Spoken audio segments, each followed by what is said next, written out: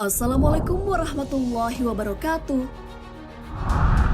Sahabat beriman, sholat duha adalah salah satu sholat sunnah yang dikerjakan di pagi hari hingga menjelang waktu zuhur. Sholat duha ditunaikan minimal 2 rakaat. Namun, disarankan untuk menunaikan 4 rakaat. Rasulullah sendiri memberi teladan untuk melaksanakan sholat duha. Akan tetapi, tidak dikerjakan setiap hari. Lantas, bagaimana hukum sholat duha? Apa keutamaan jika melaksanakan sholat duha? Mengapa rajin sholat duha setiap hari menyelisihi sunnah Rasul? Tonton video ini hingga akhir agar tidak sesat. Bagaimana hukum sholat duha? Sholat duha hukumnya sunnah. Ulama mazhab Maliki dan Syafi'i memandang nilai kesunahan sholat duha sangat kuat, sehingga hukumnya adalah sunnah muakkadah.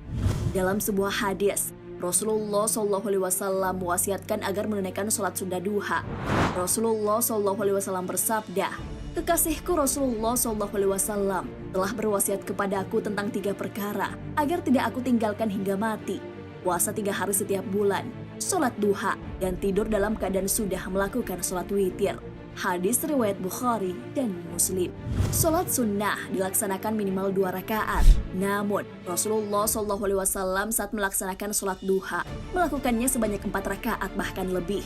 Adapun keutamaan sholat duha adalah diampuni dosa-dosanya. Hal ini sebagaimana yang diriwayatkan Abu Hurairah. Nabi SAW bersabda, "Siapa yang menjaga sholat duha maka akan diampuni dosanya walaupun sebanyak buih di lautan." Hadis riwayat Tirmizi. Keutamaan lainnya dari mengerjakan sholat duha adalah amalan yang dapat menggantikan kewajiban sedekah. Maksudnya, ketika seseorang menunaikan sholat duha, maka akan setara dengan melakukan sedekah. Dari Abu Dzar, Rasulullah SAW bersabda, "Pada setiap persendian kalian harus dikeluarkan sedekahnya setiap pagi. Setiap tasbih membaca subhanallah adalah sedekah. Setiap tahmid membaca alhamdulillah adalah sedekah. Setiap tahlil membaca la ilaha illallah adalah sedekah. Setiap takbir membaca Allahu Akbar adalah sedekah. Amar bil ma'ruf adalah sedekah. Nahi anil munkar adalah sedekah. Semua itu dapat terpenuhi dengan sholat 2 rakaat yang dilakukan di waktu duha." Hadis riwayat Muslim. Bukan hanya itu, seseorang yang rajin melakukan sholat duha juga akan dicukupkan rezekinya. "Wahai anak Adam, janganlah engkau tinggalkan 4 rakaat sholat di awal siang atau di waktu duha, maka aku akan mencukupimu di akhir siang." Hadis riwayat Ahmad, Abu Daud, Tirmidzi. Orang yang menunaikan sholat duha juga akan diangkat derajatnya.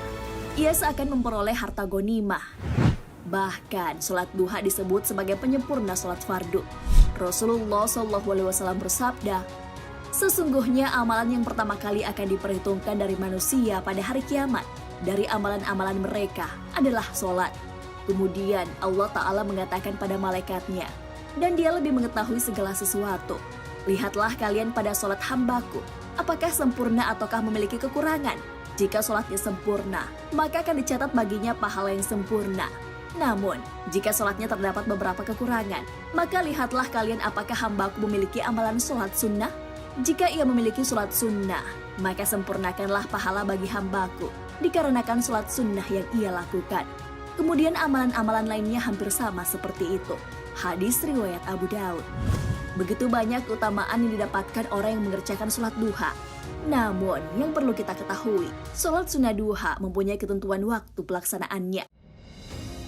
Bagaimana ketentuan waktu pelaksanaan sholat duha?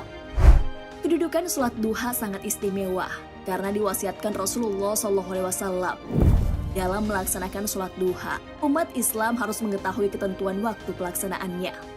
Syekh Hasan bin Ammar dalam kitab Maraqil Falah menyebutkan duha adalah nama waktu yang diawali dengan naiknya matahari hingga sebelum tergelincir. Sementara itu, Syekh Muhammad bin Abdullah Al-Kharashi Al-Maliki dalam Syarah Mukhtasar Qalil menerangkan terdapat 3 waktu antara terbit hingga tergelincirnya matahari. Yang pertama adalah dohwah, yaitu waktu saat matahari terbit hingga naik. Kedua, waktu duha, yaitu waktu ketika naiknya matahari hingga tepat di atas langit. Ketiga, waktu duha yang dimulai sejak habis waktu duha hingga tergelincir matahari.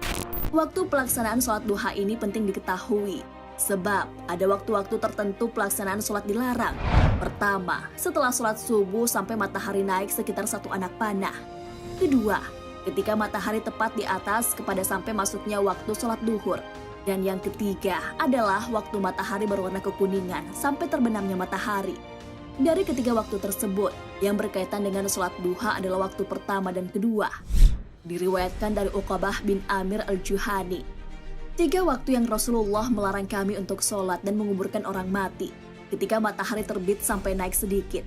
Ketika matahari berada titik tertinggi sampai tergelincir. Dan ketika matahari condong untuk terbenam sampai terbenam.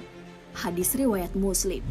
Maka, waktu yang paling tepat untuk melaksanakan sholat duha adalah syuruk atau terbitnya matahari, ditambah 15 hingga 20 menit. Misalnya, jika waktu syuruk adalah pukul 5.53, maka setelah ditambah 20 menit, waktu duha adalah pukul 6.13. Demikian pula menentukan waktu akhir sholat duha, yaitu sekitar 15 menit sebelum sholat duhur. Cara lainnya dalam menentukan waktu pelaksanaan sholat duha adalah dengan melihat bayangan suatu benda. Jika panjang bayangan sudah sama dengan tinggi badannya, maka berarti sudah masuk waktu duha. Hanya saja, cara terakhir ini sangat bergantung pada cuaca dan kondisi matahari, sehingga kurang praktis atau tidak dapat dipakai sewaktu-waktu. Benarkah mengerjakan sholat duha tiap hari dilarang? Ulama Malikiyah dan Syafi'iyah menyatakan bahwa sholat duha hukumnya adalah sunnah muakkad. Akan tetapi, para ulama berselisih pendapat mengenai wajibnya menunaikan sholat duha bagi Rasulullah SAW. Ada juga pendapat ulama yang sepakat bahwa sholat duha itu tidak wajib bagi kaum muslimin. Kebanyakan ulama berpendapat bahwa sholat duha tidak wajib bagi Rasulullah SAW. Sedangkan ulama Syafi'iyah, ulama Malikiyah, dan sebagian ulama Hambali menyatakan bahwa sholat duha diwajibkan khusus bagi Rasulullah SAW. Kewajiban tersebut minimal dilaksanakan 2 rakaat.